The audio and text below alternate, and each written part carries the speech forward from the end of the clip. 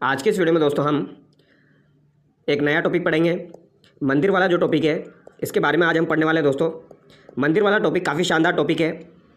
यहाँ से काफ़ी बार सवाल एग्जाम में पूछा जाता है। राजस्थान के जो भी प्रमुख मंदिर है उनके बारे में हम पढ़ेंगे दोस्तों। जो भी विद्यार्थी चैनल पर नए हैं वो चैनल को सब्सक्राइब करें और वीडियो को लाइक करें। आज मैं आपको दोस्तों मंदिर वाला जो टॉपिक है ये अच्छे से याद करवा दूंगा और यहाँ पर जितनी भी शैलियाँ हैं मंदिरों से संबंधित, इनसे रिलेटेड भी ट्रिक के साथ जो भी मंदिर है वो मैं आपको याद करवा दूंगा। तो चलिए शुरू करते हैं। 5 मिनट आप इस वीडियो को देखिए, आपको पता लग जाएगा, काफ़ी सारी चीज़ें आपको याद होने लग जाएगी। और जो भी विद्यार्थी RS एग्ज़ाम, रीट एग्ज़ाम, पटवार एग्ज़ाम और सेकंड ग्रेड एग्ज़ाम की तैयारी कर रहे हैं दोस्तों, वो इस चैनल से जुड़ जाइए। इनसे संबंधित कंटेंट आपको रेगुलर बेसिस पर मिलता रहेगा। तो जो भी विद्यार्थी RS एग्ज़ाम, रीट एग्ज़ाम, पटवार एग्ज़ाम, सेकंड ग्रेड एग्ज़ाम की तैयारी कर रहे हैं, वीडियो एग्ज़ाम की तैयारी कर रहे हैं, वो इस चैनल से जुड़ जाइए। काफ़ी सारी चीज़ें मैं आपको यहाँ पर अवेलेबल करवाने वाला हूँ। तो चलिए दोस्तों शुरू करते हैं। सबसे पहले हम देखेंगे नागर शैली के बारे में। मंदिर निर्माण की मुख्यतः 3 शैलियाँ होती है। मंदिर निर्माण जो होता है इसकी मुख्यतः 3 शैलियाँ होती है, यानी मंदिर का निर्माण 3 तरीके से किया जाता है। पहली शैली होती है आपकी नागर शैली। नागर शैली जो है ये उत्तर भारत के मंदिरों की शैली है। उत्तर भारत के जो मंदिर है उनकी शैली अगर आपसे पूछी जाए तो ये कौन सी हो जाएगी? नागर शैली हो जाएगी। मंदिर का शिखर, अमालक और कलश में बटा होता है। तो मंदिर का जो शिखर होता है दोस्तों, ये यहाँ पर आप शिखर देख रहे हो, तो मंदिर का जो शिखर होता है ये अमालक और कलश में बटा होता है। मंदिर ऊंचे चबूतरे पर बनाए जाते हैं। तो नागर शैली के जो मंदिर होते हैं ये ऊंचे चबूतरों पर बनाए जाते हैं। गर्भगृह मूर्ति वाला स्थान वर्गाकार होता है। तो ये आपसे पूछा जा सकता है दोस्तों, नागर शैली में गर्भगृह मूर्ति वाला स्थान जो होता है वो वर्गाकार होता है, यानी जहाँ पर मूर्ति रखी जाती है वो कैसा होता है दोस्तों? वो आपका वर्गाकार होता है, ये आपको ध्यान रखना है। तो यहाँ पर हम बेसिक इन्फॉर्मेशन ले लेते हैं पहले, फिर हम मंदिरों के बारे में पढ़ेंगे। द्रविड़ शैली। अब दोस्तों एग्जाम में सवाल किस तरीके से पूछा जाता है? एग्जाम में सवाल पूछा जाता है जैसे कि रंगनाथ मंदिर, तिरुपति बालाजी का मंदिर किस शैली से संबंधित है। अब वहाँ पर नागर, द्रविड़, बेसर ये सब ऑप्शन में दे दिए जाते हैं, तो बच्चे कंफ्यूज हो जाते हैं। तो इनको ट्रिक के माध्यम से मैं आपको याद करवा दूंगा। द्रविड़ शैली दक्षिण भारत के मंदिरों की शैली है। तो इसको तो सिंपल तरीके से याद रख सकते हो आप। द से आपका द्रविड़ हो जाएगा और द से आपका दक्षिण भारत के मंदिरों की शैली हो जाएगी। मुख्य द्वार गोपुरम कहलाता है। यहाँ पर जो मुख्य द्वार है वो क्या कहलाएगा? गोपुरम कहलाएगा। ये आपको ध्यान रखना है, यानी कि जहाँ से प्रवेश किया जाता है जो कि मुख्य द्वार होता है वो आपका गोपुरम कहलाता है। गर्भगृह आयताकार होता है। यहाँ पर गर्भगृह जो होता है ये आयताकार होता है, ये आपको ध्यान रखना है। वहाँ पर कैसा था? वहाँ पर वर्गाकार था दोस्तों। वर्गाकार का मतलब वहाँ पर चारों भुजाएं बराबर है। नागर शैली में चारों भुजाएं बराबर है, बट आपका आयताकार मतलब आमने सामने की दो भुजाएं बराबर है। तो ये आपको ध्यान रखना है। द्रविड़ शैली में गर्भगृह आयताकार होता है, वो गर्भगृह के ऊपर पिरामिड बने होते हैं। राजस्थान में द्रविड़ शैली के मंदिर कौन कौन से हो जाएंगे ये आपको ध्यान रखना है, यहाँ से सवाल एग्जाम में पूछा जाता है। रंगनाथ मंदिर जो कि आपका पुष्कर में स्थित है, तिरुपति बालाजी मंदिर जो कि आपका सुजानगढ़ चूरू में स्थित है, ये दोनों जो है ये आपकी द्रविड़ शैली से संबंधित है, ये आपको ध्यान रखना है। अब इनको हम बार बार भूल जाते हैं कौन सा मंदिर किस शैली से संबंधित है, तो एक ट्रिक याद कर लीजिए दोस्तों ताकि आपके द्रविड़ शैली के दोनों मंदिर याद हो जाए। इनको कैसे याद करोगे आप? राहुल द्रविड़ का नाम आपने सुना होगा जो कि क्रिकेटर है दोस्तों, तो आप इस तरीके से याद कीजिए। द्रविड़ पर तिरुपति का रंग चढ़ा, द्रविड़ पर तिरुपति का रंग चढ़ा, इस तरीके से याद कर लीजिए दोस्तों। ठीक है, सिंपल सी ट्रिक है। द्रविड़ जो है उस पर तिरुपति का रंग चढ़ा, तो तिरुपति से तो आपके तिरुपति बालाजी का मंदिर सुजानगढ़ चूरू हो जाएगा। रंग से आपका रंगनाथ मंदिर पुष्कर हो जाएगा। सिंपल सी ट्रिक है, द्रविड़ पर तिरुपति का रंग चढ़ा। इस ट्रिक को आप याद कीजिए, आपको यहाँ पर द्रविड़ शैली के दोनों मंदिर आराम से याद हो जाएंगे। हालांकि आप ऐसे भी याद कर सकते हो नॉर्मली, बट ऐसे नॉर्मली हम भूल जाते हैं क्योंकि अभी हम आगे पढ़ेंगे तो और भी मंदिर आएंगे, तो आप कंफ्यूज हो जाओगे। तो आप तो याद कर लीजिए, द्रविड़ पर तिरुपति का रंग चढ़ा, तो तिरुपति बालाजी का मंदिर और रंगनाथ मंदिर ये आपके द्रविड़ शैली से संबंधित है। और ये भी याद रखना है, रंगनाथ मंदिर आपका पुष्कर में स्थित है, तिरुपति बालाजी का मंदिर सुजानगढ़ चूरू में स्थित है। आगे देखिए बेसर शैली, जो तीसरी शैली है वो बेसर शैली है। नागर शैली और द्रविड़ शैली अगर दोनों को मिला दिया जाए, दोनों का जो मिश्रण है वो आपकी क्या कहलाती है? वो बेसर शैली कहलाती है। भारत में सर्वाधिक प्रचलित शैली अगर आपसे पूछी जाए, जो कि सर्वाधिक प्रचलित है दोस्तों, तो वो आपकी कौन सी हो जाएगी? सर्वाधिक प्रचलित भारत के अंदर बेसर शैली हो जाएगी। ये कभी कभार आपके एग्जाम में पूछा जा सकता है, तो ये आपको ध्यान रखना है। ठीक है, सवाल को आने से पहले ही याद कर लेना चाहिए ताकि हम एग्जाम में उसको सही कर सके। बेसर शैली का मतलब हो गया, ये तो आपका दोस्तों नागर हो गया और ये आपका द्रविड़ हो गया। तो इस तरीके से जो मंदिर हो गया ये आपका बेसर शैली हो जाएगा। अब आगे देखिए, मंदिर निर्माण की अन्य शैलियाँ हैं जो कि हमारे एग्जाम में पूछी जाती है, जैसे कि पंचायतन शैली। यहाँ से काफ़ी बार सवाल एग्जाम में पूछा जाता है दोस्तों, वेरी वेरी इंपॉर्टेंट है पंचायतन शैली। पंचायतन शैली क्या होती है? नागर शैली का विकसित रूप जो है इसे ही पंचायतन शैली कहा जाता है। एक मुख्य मंदिर विष्णु को समर्पित होता है इसमें, और 4 छोटे मंदिर होते हैं जिसमें से एक सूर्य को, शिव, गणेश और शक्ति को समर्पित होते हैं, ये आपको ध्यान रखना है। यानी नागर शैली का ही विकसित रूप पंचायतन शैली है। और एक मुख्य मंदिर होता है इसमें, जैसे कि ये एक तो मुख्य मंदिर हो गया, फिर 4 अन्य मंदिर भी होते हैं, जैसे कि एक सूर्य का मंदिर, एक आपका शिव का मंदिर, एक गणेश जी का मंदिर और एक शक्ति का मंदिर हो जाएगा। राजस्थान में ओसिया के हरिहर मंदिर, राजस्थान में ओसिया के हरिहर मंदिर पंचायतन शैली का सर्वप्रथम मंदिर है। तो अगर आपसे पूछा जाए पंचायतन शैली का राजस्थान में पहला मंदिर कौन सा है, तो वो हरिहर मंदिर हो जाएगा ओसिया का। जगदीश मंदिर उदयपुर, बाडोली शिव मंदिर चित्तौड़गढ़ पंचायतन शैली के मंदिर हैं।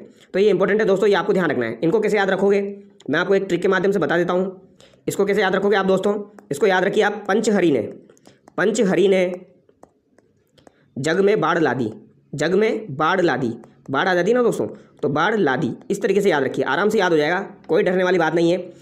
पंचहरी ने जग में बाढ़ ला दी, पंचहरी जो है इसने क्या किया, जग में बाढ़ ला दी। तो पंच से तो आपका पंचायतन शैली हो जाएगा, कोई कन्फ्यूजन वाली बात नहीं है। हरि से आपका हरिहर मंदिर हो जाएगा, जग से आपका जगदीश मंदिर हो जाएगा, और बाढ़ से आपका बाडोली शिव मंदिर हो जाएगा। ये आपको ध्यान रखना है, आराम से याद हो गया। एक तो आपका हरिहर मंदिर, एक आपका जगदीश मंदिर, और एक आपका बाडोली मंदिर। ये मैं जो आपको यहाँ पर बता रहा हूँ ना दोस्तों, ये आपके एग्जाम में पूछे जाएंगे।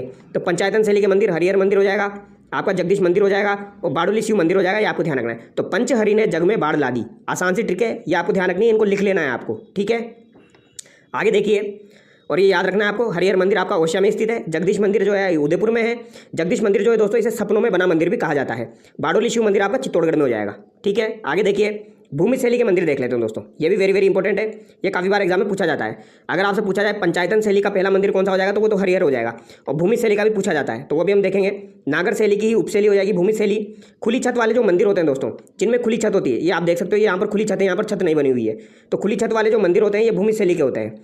राजस्थान में भूमि शैली का सबसे प्राचीन मंदिर सेवाड़ी जैन मंदिर है, ये आपको ध्यान रखना है, वेरी वेरी इंपॉर्टेंट है दोस्तों। सेवाड़ी मंदिर, ये आप जो देख रहे हो फोटो में, ये आपका सेवाड़ी मंदिर है, वेरी वेरी इंपॉर्टेंट है। सेवाड़ी मंदिर जो है ये भूमि शैली का सबसे प्राचीन मंदिर है। भूमि शैली का अगर आपसे पूछा जाए सबसे प्राचीन मंदिर कौन सा है, तो ये आपका सेवाड़ी का जैन मंदिर हो जाएगा, जो कि आपका कहाँ पर स्थित है, पाली में स्थित है दोस्तों। वेरी वेरी इंपॉर्टेंट है, ये आपका कम से कम 7 से 8 बार एग्जाम में पूछा जा चुका है, 7 से 8 बार एग्जाम में पूछा जा चुका है, बहुत ही ज़्यादा इंपॉर्टेंट है, बहुत ही ज़्यादा इंपॉर्टेंट है। इसके अलावा अन्य मंदिर जैसे महानालेश्वर मंदिर मैनाल भीलवाड़ा हो जाएगा। इसके अलावा आपके भंड देवरा मंदिर रामगढ़ बारा हो जाएगा। उंडेश्वर मंदिर बिजोलिया भीलवाड़ा भूमि शैली के हैं। तो ये 4 मंदिर आपको ध्यान रखने हैं। जैसे कि सेवाड़ी का जैन मंदिर, ये तो भूमि शैली का हो जाएगा, ये तो आपको ध्यान रखना ही रखना है। महानालेश्वर मंदिर आपका मैनाल भीलवाड़ा में हो जाएगा। भंड देवरा मंदिर रामगढ़ बारा में हो जाएगा। उंडेश्वर मंदिर आपका बिजोलिया भीलवाड़ा भूमि शैली में हो जाएगा।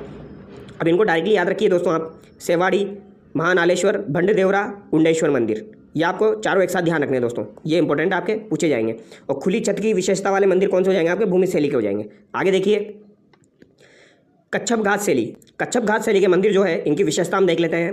भगवान राम के पुत्र कुश से संबंधित हो जाएंगे आपके कच्छप घाट शैली के मंदिर। भगवान राम के पुत्र जो कुश है उनसे संबंधित हो जाएंगे आपके कच्छप घाट शैली के मंदिर, ये आपको ध्यान रखना है। शांतिनाथ जैन मंदिर झालरापाटन व पद्मनाभ मंदिर इस शैली के उदाहरण है, ये आपको ध्यान रखना है। शांतिनाथ जैन मंदिर आपका कहाँ पर स्थित है, झालरापाटन में स्थित है। पद्मनाभ मंदिर इस शैली के प्रमुख उदाहरण है। अब इसको कैसे याद रखोगे दोस्तों आप, इसको याद रखिए, कच्छ में पद्म और शांति, कच्छ में पद्म और शांति, इस तरीके से आप याद रख सकते हो। कच्छ में आपकी पद्म और शांति, कच्छ जो है उसमें आपकी पद्म भी है और शांति भी है। तो शांति से तो आपका क्या हो जाएगा, शांतिनाथ जैन मंदिर, और पद्म से हो जाएगा पद्मनाभ मंदिर, ये आपको ध्यान रखना है। शांति से तो आपका शांतिनाथ मंदिर हो जाएगा झालरापाटन, और पद्म से आपका पद्मनाभ मंदिर हो जाएगा, ये आपको ध्यान रखना है। तो कच्छ में क्या हो जाएगा, पद्म और शांति, ठीक है। आगे देखिए, गुज्जर प्रतिहार या इसे महामारू शैली भी कहा जाता है। तो दोस्तों ये चीज़ आपको ध्यान रखनी है, गुज्जर प्रतिहार को महामारू शैली कहा जाता है, ये आपको ध्यान रखना है। मारू शैली जो है वो इसे नहीं कहा जाता है, इसे महामारू शैली कहा जाता है, ये आपको ध्यान रखना है। एग्जामिनर आपको कंफ्यूज कर सकता है यहाँ पर। आगे देखिए, 8 से 11वीं शताब्दी की स्थापत्य कला। तो 8 से 11वीं शताब्दी तक गुज्जर प्रतिहारों का काल रहा था दोस्तों। तो 8 से 11वीं शताब्दी की जो स्थापत्य कला है ये आपकी गुज्जर प्रतिहार यानी महामारू शैली से संबंधित है। नागर शैली के मंदिर बने। आगे देखिए, गुज्जर प्रतिहार शैली के प्रमुख मंदिर आपको ध्यान रखने हैं, काफ़ी सारे मंदिर है। सोमेश्वर मंदिर किराड़ू बाड़मेर में स्थित है। कामेश्वर महादेव मंदिर आवा पाली में स्थित है, वेरी वेरी इंपॉर्टेंट है। कामेश्वर महादेव मंदिर आपका कहाँ पर हो जाएगा, आवा पाली में हो जाएगा। तदिमती माता का मंदिर गोट मांगलो नागौर में हो जाएगा, ये भी आपका प्रतिहार शैली का है। हर्षद माता मंदिर आपका आबानेरी दौसा हो जाएगा। हर्षनाथ मंदिर सीकर हो जाएगा दोस्तों।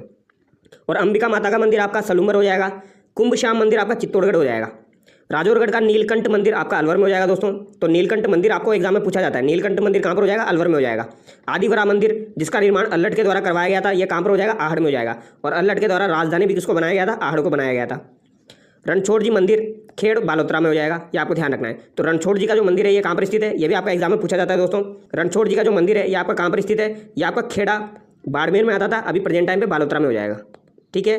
तो खेड़ा बालोतरा में स्थित है, ये आपको ध्यान रखना है। रणछोड़ जी मंदिर, आदिवरा मंदिर आहड़ में हो जाएगा। राजौरगढ़ का मंदिर आपका अलवर में हो जाएगा। अंबिका माता का मंदिर सलूमर में हो जाएगा। कुंभ श्याम मंदिर आपका चित्तौड़ में हो जाएगा। हर्षनाथ मंदिर सीकर में हो जाएगा। हर्षद माता का मंदिर आबानेरी दौसा हो जाएगा। दधिमती माता का मंदिर गोट मांगलो नागौर हो जाएगा।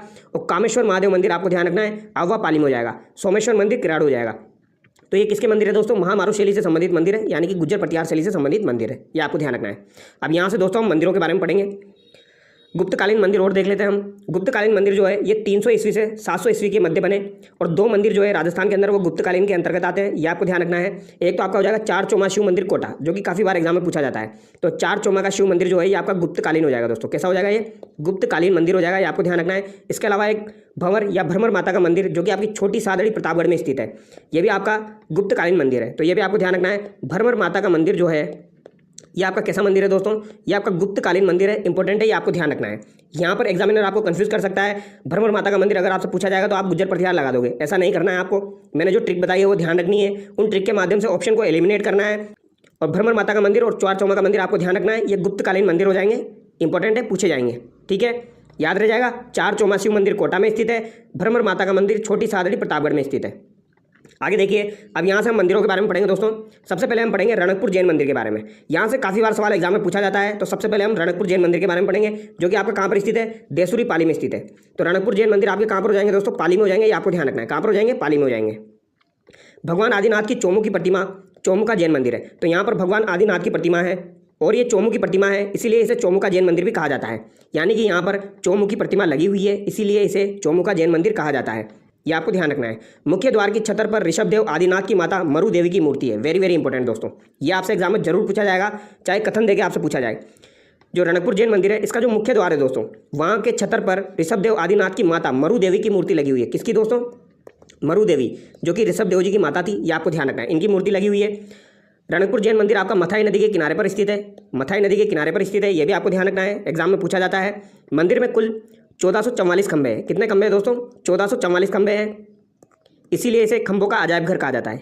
अब इतने सारे खंभे हैं, इसलिए इसे क्या कहा जाएगा? खंभों का अजायब घर कहा जाएगा। कितने खंभे? 1444। आगे देखिए, मंदिर का निर्माण महाराणा कुंभा के शासनकाल में 1439 ईस्वी में धनक शाह ने करवाया। तो इस मंदिर का निर्माण दोस्तों किसके काल में हुआ है? तो महाराणा कुंभा के काल में हुआ है। अगर काल पूछा जाए तो महाराणा कुंभा के काल में हुआ है। कब हुआ था? 1439 ईस्वी में। किसके द्वारा करवाया गया? तो ये धनक शाह के द्वारा करवाया गया था। किसके द्वारा करवाया गया? धनक शाह के द्वारा करवाया गया। अभी आरपीएससी के एग्जाम में एक सवाल पूछा गया था दोस्तों, रणकपुर जैन मंदिर जो है इसके निर्माण का आदेश किसने दिया था? काफ़ी शानदार सवाल पूछा गया था। इसका निर्माण का आदेश किसने दिया था? तो निर्माण का आदेश दोस्तों सोम सुंदर सूरी ने दिया था। ये आपको ध्यान रखना है, सोम सुंदर सूरी ने दिया था। काफ़ी डेंजर सवाल यहाँ पर पूछा गया था। निर्माण का आदेश सोम सुंदर सूरी ने दिया था। निर्माण किसने करवाया? धनक शाह ने करवाया। और किसके काल में निर्मित हुआ? तो कुंभा के काल में निर्मित हुआ। ये आपको ध्यान रखना है। तीनों बातें मैंने आपको बता दी है, सवाल पूछा जाएगा तो गलत मत करना। आगे देखिए, वास्तुकार शिल्पी यहाँ पर कौन हो जाएंगे? देपाक हो जाएंगे। कौन हो जाएंगे दोस्तों? देपाक हो जाएंगे। और मथाई नदी के किनारे पर बना हुआ है, ये भी आपको ध्यान रखना है। वास्तुकार इसके कौन हो जाएंगे? देपाक हो जाएंगे। इसे कभी कभी दीपाक भी लिख दिया जाता है, तो कंफ्यूज मत होना, देपाक या दीपाक। विमल सूरी ने इस मंदिर को नलिनी गुल्म विमान कहा है। तो यहाँ पर कुछ लोगों ने इसके बारे में कुछ कहा है, तो वो हम देख लेते हैं। जैसे कि विमल सूरी ने क्या कहा है? विमल सूरी के द्वारा इस मंदिर को नलिनी गुल्म विमान कहा गया है। और महाकवि माघ, माघ का संबंध कहाँ से हो जाएगा दोस्तों? ये आपका भीनमाल जालोर से हो जाएगा। भीनमाल जालोर से हो जाएगा, ये आपको ध्यान रखना है। इनके द्वारा क्या लिखी गई है? इनके द्वारा शिशुपाल वध लिखी गई है। कवि माघ के द्वारा शिशुपाल वध लिखी गई है। तो महाकवि माघ ने इस मंदिर को त्रिलोक दीपक मंदिर कहा है। क्या कहा है दोस्तों? त्रिलोक दीपक मंदिर कहा है। ये भी आपको ध्यान रखना है, त्रिलोक दीपक मंदिर। ये आपसे पूछा जाएगा तो इसको गलत मत करना। फर्ग्यूसन ने कहा उत्तरी भारत में इसके जैसा कोई मंदिर नहीं है जो इतना सुंदर और सुसज्जित हो। तो फर्ग्यूसन के द्वारा कहा गया है उत्तरी भारत में ऐसा कोई मंदिर नहीं है जो इसके जैसा सुंदर हो और सुसज्जित हो। तो ये आपको ध्यान रखना है। ये किसने कहा है? फर्ग्यूसन ने कहा है। अब आगे देखिए, एकलिंग जी मंदिर के बारे में देख लेते हैं। एकलिंग जी मंदिर आपका कैलाशपुरी उदयपुर में स्थित है। कहाँ पर स्थित है? कैलाशपुरी उदयपुर में स्थित है। बेसिक सा सवाल पूछा जाएगा, एकलिंग जी मंदिर कहाँ पर स्थित है? तो कैलाशपुरी उदयपुर में स्थित है। मेवाड़ महाराणाओं के जो कुल देवता है ये आपके एकलिंग जी हो जाएंगे। काले रंग की चतुर्मुखी शिवलिंग है। तो काले रंग का यहाँ पर चतुर्मुखी शिवलिंग है, ये आपको ध्यान रखना है। 734 ईस्वी में इसका निर्माण किसके द्वारा करवाया गया दोस्तों? बप्पा रावल के द्वारा इसका निर्माण करवाया गया था। ये आपको ध्यान रखना है। एकलिंग मंदिर का निर्माण 734 ईस्वी में बप्पा रावल के द्वारा करवाया गया। महाराणा मोकल ने पुनर्निर्माण करवाया। वह महाराणा रायमल ने इस मंदिर को वर्तमान स्वरूप दिया था। तो दोस्तों ये वर्तमान स्वरूप जो है ये आपको ध्यान रखना है। वर्तमान स्वरूप किसने दिया? वर्तमान स्वरूप जो है ये किसके द्वारा दिया गया? ये आपका रायमल के द्वारा दिया गया था। वेरी वेरी इंपॉर्टेंट है दोस्तों, ये वही रायमल है जिसका सवाल अभी सेट के एग्जाम में पूछा गया था। कुंभा का पुत्र, जिसका विवाह किसके साथ हुआ था दोस्तों? श्रृंगार कुंवरी के साथ हुआ था, जो कि जोधा की बेटी थी। तो वर्तमान स्वरूप किसने दिया? रायमल के द्वारा दिया गया। ये आपको ध्यान रखना है। 734 ईस्वी में बप्पा रावल ने इसका निर्माण करवाया था और वर्तमान स्वरूप रायमल के द्वारा दिया गया। आगे देखिए, पाशुपत लकुलिश संप्रदाय का मंदिर है, तो ये पाशुपत संप्रदाय से संबंधित है, जिसे लकुलिश संप्रदाय भी कहा जाता है। आगे देखिए, शीतलेश्वर महादेव मंदिर, जो कि आपका झालरापाटन झालावाड़ में स्थित है। तो शीतलेश्वर महादेव मंदिर आपका कहाँ पर स्थित है? झालरापाटन झालावाड़ में स्थित है। वेरी वेरी इंपॉर्टेंट है। इसका निर्माण 689 ईस्वी 689 ईस्वी में राजा दुर्गन के सामंत वापक ने करवाया था। तो इसका निर्माण किसके द्वारा करवाया गया दोस्तों? वापक के द्वारा करवाया गया था। ये वापक आपको ध्यान रखना है, किसके द्वारा करवाया गया? वापक के द्वारा करवाया गया। ये आप देख सकते हो। तिथियुक्त मंदिरों में राजस्थान का सबसे प्राचीन मंदिर है। अब ये लाइन आपकी काफ़ी बार एग्जाम में पूछी जाती है दोस्तों, और ये इंपॉर्टेंट भी है। तिथियुक्त मंदिरों में राजस्थान का सबसे प्राचीन मंदिर कौन सा है जिसमें तिथि अंकित है? तो सबसे प्राचीन मंदिर आपका शीतलेश्वर महादेव मंदिर हो जाएगा, जो कि झालरापाटन झालावाड़ में स्थित है। ये आपको ध्यान रखना है। और ये चंद्रभागा नदी के किनारे स्थित है। कौन सी नदी के किनारे स्थित है? चंद्रभागा नदी के किनारे स्थित है। ये आपको ध्यान रखना है। चंद्रभागा का मेला आपका कहाँ पर लगता है? झालरापाटन में लगता है, ठीक है। और गोमती सागर का मेला भी आपका झालरापाटन में लगता है। तो तिथियुक्त मंदिरों में राजस्थान का सबसे प्राचीन मंदिर कौन सा हो जाएगा? अगर आपसे पूछा जाएगा तो बता दोगे ना, शीतलेश्वर महादेव मंदिर। और अगर आपसे ईस्वी पूछ ली जाए तो बता दोगे 689 ईस्वी। ये आपको ध्यान रखना है, ठीक है। आगे देखिए, 7 सहेलियों का मंदिर, ये भी आपका कहाँ पर स्थित है? झालरापाटन झालावाड़ में स्थित है दोस्तों। और ये वेरी वेरी इंपॉर्टेंट है। 7 सहेलियों का मंदिर जो है, इसे ही पद्मनाभ मंदिर या सूर्य मंदिर कहा जाता है दोस्तों। ये वेरी वेरी इंपॉर्टेंट है, ये आपको ध्यान रखना है। पद्मनाभ मंदिर या सूर्य मंदिर किसे कहा जाएगा? तो 7 सहेलियों का जो मंदिर है, इसे ही पद्मनाभ मंदिर, मैं लिख देता हूँ आपको एक बार, पद्मनाभ मंदिर और सूर्य मंदिर कहा जाता है। ये आपको ध्यान रखना है दोस्तों, ये इंपॉर्टेंट है, ये पूछा जाएगा। कर्नल जेम्स टोड ने इसे 4 भुजा मंदिर कहा है। तो कर्नल जेम्स टोड के द्वारा किसे 4 भुजा का मंदिर कहा गया है? तो 7 सहेलियों का जो मंदिर है झालरापाटन में, उसे 4 भुजा का मंदिर कर्नल जेम्स टोड के द्वारा कहा गया है। और एक और इंपॉर्टेंट बात, यहाँ सूर्य मंदिर सप्तरथ है। ये सप्तरथ आपको ध्यान रखना है दोस्तों, ये आपका एक बार एग्जाम में पूछा जा चुका है। यहाँ सूर्य मंदिर जो है ये सप्तरथ है, ये आपको ध्यान रखना है। सूर्य प्रतिमा को घुटने तक जूते पहने दिखाया गया है। तो यहाँ पर दोस्तों सूर्य भगवान की जो प्रतिमा है वो जूते पहने हुए हैं घुटनों तक, ये आपको ध्यान रखना है। यानी कि ऐसी प्रतिमा यहाँ पर लगी हुई है जो कि घुटने तक जूते पहने हुए हैं। और किसकी लगी हुई है? सूर्य भगवान की लगी हुई है, ये आपको ध्यान रखना है। मंदिर के गर्भगृह में भगवान विष्णु की मूर्ति है। तो मंदिर के गर्भगृह में भगवान विष्णु की मूर्ति भी स्थित है, ये भी आपको ध्यान रखना है। अगर याद रह जाए तो ये भी आपको ध्यान रखना है। बाकी मेनली आपको यहाँ पर सप्तरथ ध्यान रखना है। पद्मनाभ मंदिर भी से कहते हैं, सूर्य मंदिर से कहते हैं, झालरापाटन झालावाड़ में स्थित है, ये आपको ध्यान रखना है। और ये बात भी आपको ध्यान रखनी है कि यहाँ पर सूर्य भगवान जो है ये घुटनों तक जूते पहने हुए हैं, ये आपको ध्यान रखना है। आगे देखिए, किराड़ू के शिव मंदिर। किराड़ू के जो शिव मंदिर है दोस्तों, ये आपके कहाँ पर स्थित है? तो किराड़ू बाड़मेर में हो जाएंगे। किराड़ू का प्राचीन नाम क्या था? किरातकूप था। क्या नाम था दोस्तों? किरातकूप था। खजुराहो मध्य प्रदेश के मंदिरों के समान काम क्रीड़ाओं के चित्रण होने के कारण इसे राजस्थान का खजुराहो कहते हैं। तो जहाँ पर भी काम क्रीड़ाओं का चित्रण होता है दोस्तों, उसे खजुराहो कहा जाता है। तो इसे राजस्थान का खजुराहो कहा जाता है, ये आपको ध्यान रखना है, ठीक है। तो ये एग्जाम में पूछा जाता है, राजस्थान का खजुराहो किसे कहा जाता है? तो किराड़ू के शिव मंदिर किराड़ू बाड़मेर को कहा जाता है, ये आपको ध्यान रखना है। यहाँ 5 मंदिरों का समूह है, जिनमें सबसे सुंदर सोमेश्वर मंदिर है, ये आपको ध्यान रखना है। यानी कि सबसे सुंदर मंदिर आपका कौन सा हो जाएगा, ये आपसे पूछा जा सकता है। तो सबसे सुंदर मंदिर यहाँ पर सोमेश्वर मंदिर हो जाएगा। और ये 5 मंदिरों का समूह है। किसका समूह है दोस्तों? 5 मंदिरों का समूह है। तो ये पूछा जा सकता है आपसे, कितने मंदिरों का यहाँ पर समूह है? तो किराड़ू में 5 मंदिरों का समूह है, इसे राजस्थान का खजुराहो कहा जाता है। आगे देखिए, सोमेश्वर मंदिर। सोमेश्वर मंदिर किराड़ू का प्रमुख मंदिर हो जाएगा, सबसे सुंदर हो जाएगा। गुज्जर प्रतिहार शैली में निर्मित राजस्थान के अंतिम मंदिर है, ये आपको ध्यान रखना है। आगे देखिए, भंड-देवरा के शिव मंदिर। तो भंड-देवरा शिव मंदिर जो है ये आपका रामगढ़ पहाड़ी 12 में स्थित है दोस्तों। तो भंड-देवरा का शिव मंदिर कहाँ पर हो जाएगा दोस्तों? भंड-देवरा का शिव मंदिर आपका कहाँ पर हो जाएगा? भंड-देवरा का शिव मंदिर आपका 12 में हो जाएगा, ये आपको ध्यान रखना है। रामगढ़ पहाड़ी 12 में। इसका निर्माण किसके द्वारा करवाया गया था? तो मलय वर्मा के द्वारा इसका निर्माण करवाया गया था, ये आपको ध्यान रखना है। किसके द्वारा करवाया गया दोस्तों? मलय वर्मा के द्वारा इसका निर्माण करवाया गया था। मंदिर का निर्माण मेदवंशीय राजा मलय वर्मा ने करवाया था। इसे राजस्थान का मिनी खजुराहो कहा जाता है। अगर आपसे पूछा जाए राजस्थान का खजुराहो किसे कहा जाता है, तो किराड़ू के शिव मंदिर हो जाएंगे। बट भंड-देवरा के शिव मंदिर जो है इन्हें मिनी खजुराहो कहा जाता है। क्या कहा जाएगा? मिनी खजुराहो, ये आपको ध्यान रखना है। और हाड़ौती का खजुराहो भी इन्हें कहते हैं, ये भी आपको ध्यान रखना है। तो मिनी खजुराहो या हाड़ौती का खजुराहो किसे कहा जाता है? भंड-देवरा के शिव मंदिर को कहा जाता है। काफ़ी बार एग्जाम में पूछा जाता है, ये छोटी छोटी चीज़ें बहुत ज़्यादा इंपॉर्टेंट होती है दोस्तों। अंबिका माता का मंदिर कहाँ पर स्थित है? अंबिका माता का मंदिर जगत सलूम्बर में स्थित है, ये आपको ध्यान रखना है। कहाँ पर स्थित है? जगत सलूम्बर में स्थित है। मेवाड़ का खजुराहो इसे कहते हैं। अगर आपसे पूछा जाए मेवाड़ का खजुराहो किसे कहा जाता है, तो मेवाड़ का खजुराहो जो है ये आपके अंबिका माता के मंदिर को कहा जाता है। और हाड़ौती का खजुराहो भंड-देवरा के मंदिर को कहा जाएगा। मिनी खजुराहो भी भंड-देवरा के मंदिर को कहा जाएगा। और राजस्थान का खजुराहो किसे कहा जाएगा? किराड़ू बाड़मेर को कहा जाएगा। और इसका निर्माण किसने कराया? अल्लट ने करवाया था दोस्तों, वेरी वेरी इंपॉर्टेंट है। अंबिका माता के मंदिर का निर्माण किसने करवाया? अल्लट ने करवाया था, ये आपको ध्यान रखना है, वेरी वेरी इंपॉर्टेंट है, ध्यान रखना है। गुज्जर प्रतिहार काल में निर्मित मंदिर है। आगे देखिए, नाकोड़ा भैरव मंदिर। नाकोड़ा भैरव मंदिर आपका कहाँ पर स्थित है? नाकोड़ा बालोतरा में स्थित है। इसका अन्य नाम क्या हो जाएगा? मेवानगर हो जाएगा। नाकोड़ा को मेवानगर के नाम से भी जाना जाता है दोस्तों, ये आपको ध्यान रखना है। किसके नाम से जाना जाता है? मेवानगर के नाम से भी जाना जाता है। जैन धर्म के 23वें तीर्थंकर पार्श्वनाथ जी का मंदिर है, वेरी वेरी इंपॉर्टेंट। 23वें तीर्थंकर थे दोस्तों आपके कौन?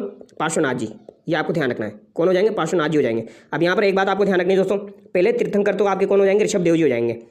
और अगर आपसे पूछा जाए 22वें तीर्थंकर आपके कौन हो जाएंगे, तो ये आपके नेमिनाथ जी हो जाएंगे। 22वें आपके कौन हो जाएंगे, नेमिनाथ जी हो जाएंगे। ये आपको ध्यान रखना है। आगे देखिए, तो इसका अन्य नाम क्या हो जाएगा, मेवानगर हो जाएगा। पार्श्वनाथ जी का मंदिर भी इसे कहते हैं, जो कि 23वें तीर्थंकर थे। भक्त इन्हें हाथ का हजूर व जागती जोत नाम से जानते हैं। तो भक्त इन्हें हाथ का हजूर ये पूछा जा सकता है दोस्तों, और जागती जोत के नाम से जानते हैं। तो सवाल इसी तरीके से बन के आएगा, किस मंदिर को हाथ का हजूर व जागती जोत के नाम से जाना जाता है। तो दोस्तों ये नाकोड़ा भैरव मंदिर को जाना जाता है। इसको कैसे याद रख सकते हो दोस्तों, मेवा जो होता है, मेवा खाते हैं हम, तो मेवा जो होता है उसे हाथ में लेके खाते हैं। तो इस तरीके से याद रख सकते हो आप। हाथ का हजूर और जागती जोत मंदिर किसे कहा जाएगा, मेवा नगर को कहा जाएगा। तो मेवा नगर में कौन सा मंदिर है, नाकोड़ा भैरव मंदिर है। ये आपको ध्यान रखना है। भैरव भी आपको ध्यान रखना है, कौन सा मंदिर है, नाकोड़ा भैरव मंदिर है। आगे देखिए, सास बहू का मंदिर, जिसे शस्त्र बाहु मंदिर भी कहा जाता है, ये आपका कहाँ पर स्थित है, नागदा उदयपुर में स्थित है। तो सास बहू का मंदिर या शस्त्र बाहु मंदिर इसे कहा जाता है। ये आपका कहाँ पर हो जाएगा, नागदा उदयपुर में हो जाएगा। वेरी वेरी इंपॉर्टेंट है दोस्तों, वेरी वेरी इंपॉर्टेंट है। भगवान विष्णु को समर्पित है, ये एग्जाम में पूछा जाता है। किसको समर्पित है ये, भगवान विष्णु को समर्पित है। ये आपसे एग्जाम में पूछा जाएगा, ध्यान रखना है। गुज्जर प्रतिहार काल में इसका निर्माण हुआ। 2 वैष्णव मंदिर है, बड़ा मंदिर सास का है और छोटा मंदिर बहू का हो जाएगा। अब बड़ी तो सास होती है, तो बड़ा मंदिर किसका हो जाएगा, सास का हो जाएगा। छोटा मंदिर किसका हो जाएगा, बहू का हो जाएगा। इसे शस्त्र बाहु मंदिर कहा जाता है, नागदा उदयपुर में स्थित है। आगे देखिए, दिलवाड़ा जैन मंदिर, वेरी वेरी इंपॉर्टेंट दोस्तों। यहाँ से हर एग्जाम में सवाल पूछा जाता है, हर एग्जाम में यहाँ से सवाल पूछा जाता है। दिलवाड़ा जैन मंदिर आपके आबू पर्वत सिरोही में स्थित है। और आज मैं आपको इसको बिल्कुल क्लियर कर दूंगा दोस्तों, आपको आराम से पूरा याद करवा दूंगा। इसमें बहुत ज़्यादा कन्फ्यूजन भी होता है, बट मैं याद करवा दूंगा आपको। इसका निर्माण चालुक्य सोलंकियों द्वारा करवाया गया, ये आपको ध्यान रखना है। चालुक्य और सोलंकियों द्वारा इसका निर्माण करवाया गया। यहाँ पर भी 5 मंदिरों का समूह है दोस्तों। जैसे कि किराड़ू मंदिर जो है, वहाँ पर भी 5 मंदिरों का समूह है, यहाँ पर भी 5 मंदिरों का समूह है। इन 5 मंदिरों को मैं आपको याद करवा दूंगा अभी। भारत सरकार ने 14 अक्टूबर 2009 को 5 रुपये का डाक टिकट जारी किया। तो ये पॉइंट आपको ध्यान रखना है दोस्तों, ये पूछा जा सकता है, क्योंकि पिछली बार कुंभलगढ़ के बारे में पूछा गया था। कुंभलगढ़ पर डाक टिकट कब जारी हुआ, तो 1949 में हुआ था। तो ये भी पूछा जा सकता है, दिलवाड़ा जैन मंदिर पर डाक टिकट कब जारी हुआ, तो 5 रुपये का डाक टिकट 2009 में जारी हुआ। एटलीस्ट 14 अक्टूबर आपको ध्यान नहीं रहे तो 2009 तो ध्यान रख लेना, ठीक है। तो 14 अक्टूबर 2009। 2 विशाल मंदिर है यहाँ पर और 3 अनुपूरक मंदिर है। यानी कि 5 मंदिरों का जो समूह है उसमें 2 मंदिर तो आपके विशाल है और इन्हीं 2 मंदिरों से सवाल पूछा जाता है, और 3 अनुरूपक मंदिर है। ये आपको ध्यान रखना है। पहला मंदिर आपका हो जाएगा विमल वशाई मंदिर, ये आपको ध्यान रखना है दोस्तों। विमल वशाई मंदिर जो है ये जैन धर्म के प्रथम तीर्थंकर ऋषभदेव आदिनाथ को समर्पित है। ऋषभदेव जी जो है दोस्तों, इन्हें ही आदिनाथ कहा जाता है और इन्हें दोस्तों केसरिया नाथ भी कहा जाता है। केसरिया नाथ भी इन्हें बोल दिया जाता है, ये आपको ध्यान रखना है, ठीक है। तो ये किसे समर्पित है, तो ये ऋषभदेव आदिनाथ जी को समर्पित है। ये एग्जाम में पूछा जाता है। तो विमल वसाई मंदिर तो किसको समर्पित हो जाएगा, ऋषभदेव आदिनाथ जी को समर्पित हो जाएगा। 1031 ईस्वी में गुजरात के चालुक्य राजा भीमदेव के मंत्री, किसके मंत्री थे दोस्तों, भीमदेव के मंत्री थे, विमल शाह ने इसका निर्माण करवाया। किसने करवाया, विमल शाह के द्वारा इसका निर्माण करवाया गया। ये आपको ध्यान रखना है, किसके द्वारा, विमल शाह के द्वारा। नाम से लग रहा है विमल वसाई मंदिर, निर्माण कौन कराएगा, विमल शाह करवाएगा 1031 ईस्वी में, जो कि भीमदेव के मंत्री थे।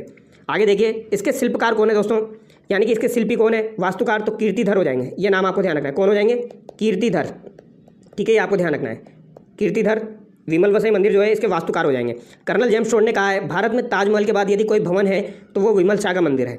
तो कर्नल टोड का यही काम था दोस्तों, ये हर मंदिर के बारे में कुछ ना कुछ बोला करते थे, या हर चीज़ के बारे में कुछ ना कुछ ये ऐसी बात बोला करते थे जो कि एग्जाम में पूछी जाती है। तो भारत में ताजमहल के बाद यदि कोई भवन है तो वो विमल शाह का मंदिर है। ये इन्होंने किसके बारे में कहा, विमल शाह मंदिर के बारे में कहा। आगे देखिए, लूण वसई मंदिर, तो विमल शाह मंदिर आपको याद हो गया, कीर्तिधर आपको ध्यान रखना है, विमल वसई ध्यान रखना है, ऋषभदेव आदिनाथ जी को समर्पित है।